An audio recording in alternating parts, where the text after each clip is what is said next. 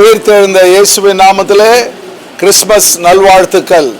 இந்த கிறிஸ்மஸ் நாட்களில் உங்களை ஒவ்வொரு டிவி நிகழ்ச்சியின் சார்பாக அமர்ந்து கவனித்துக் கொண்டிருக்க உங்களை தேவன் தாமே உன்னதத்திலிருந்து ஆசீர்வதிப்பதாக. இயேசு என்னும் உலக ரட்சகர் இந்த உலகத்திற்கு மனித ரூபம் எடுத்து, ஒரு கடவுள் மனித ரூபம் எடுத்து வந்து அவர் மனிதனாய் பிறந்து நம்முடைய பாவங்கள்லாம் சுமந்து மரித்து 3ஆம் நாள் உயிரோடு கூட எழும்பி மறுபடியும் அந்த இயேசு வரப்போகிறார். அவருடைய நாளை தான் இன்று நாம் கொண்டாடி கொண்டிருக்கிறோம்.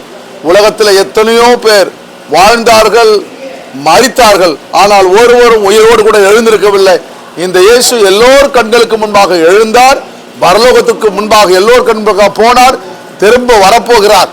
அதற்காகத்தான் அந்த உயிருள்ள இயேசுவை, நேற்றும் இன்றும் என்றும் மாறாத இயேசுவை நாம் கொண்டாடி கொண்டிருக்கிறோம். அருமையான பவுல் எழுதும்போது சொல்றார், இது ஒரு தேவ ரகசியம்.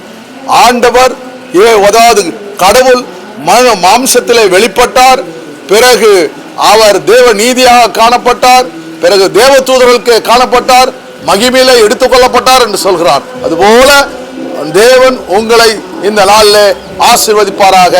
ஆமேன், ஆமேன்.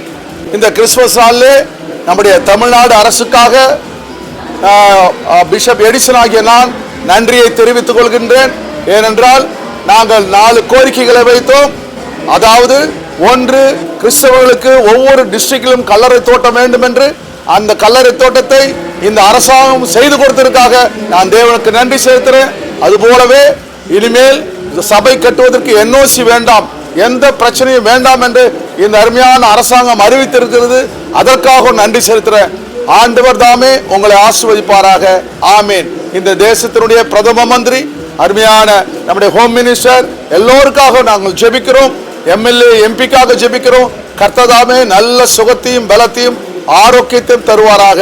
ஆமேன், ஆமேன்.